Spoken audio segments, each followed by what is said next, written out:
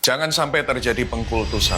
Yo guys, jadi balik lagi kemarin waktu gue ketemu sama Bro Ferry, kita bahas sesuatu hal yang menarik yaitu mengenai pengkultusan. Pengkultusan itu apa? Jadi artinya kalau ada seseorang ngomong, lu itu begitu percaya sama orang ini sampai lu nggak punya second level of thinking.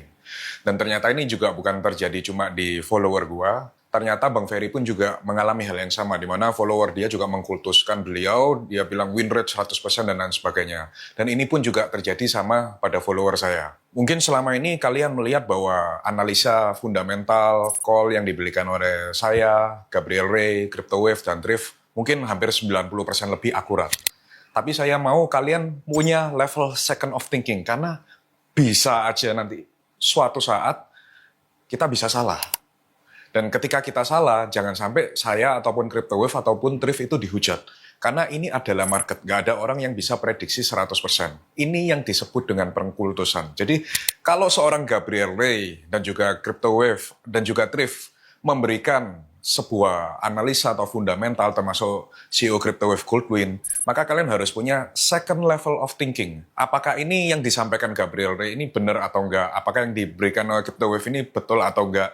Kalian harus kritis. Jadi jangan selalu beranggapan mengkultuskan seorang Gabriel Ray. Dan kemudian saya ini orang yang nggak mau punya ego. Mungkin kalian lihat saya sebagai seorang yang sudah mengarungi lautan kripto bercycle-cycle. Kadang kemarin ketika saya terlalu bullish pun, saya sempat tanya ke beberapa CT yang lain.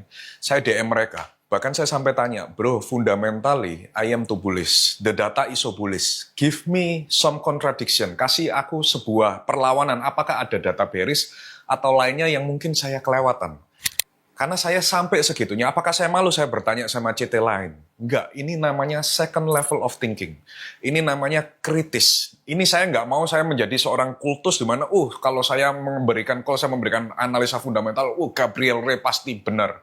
No, tapi saya berusaha melihat pendapat dari orang lain, data-data, dan juga termasuk tim analis-analis Thrift ketika saya terlalu bullish. What is the contradiction gitu. Jadi itu guys, pesan saya dan berserta seluruh tim CryptoWave dan Thrift, be wise, punya second level of thinking, dan jauhi pengkultusan. Bungkus.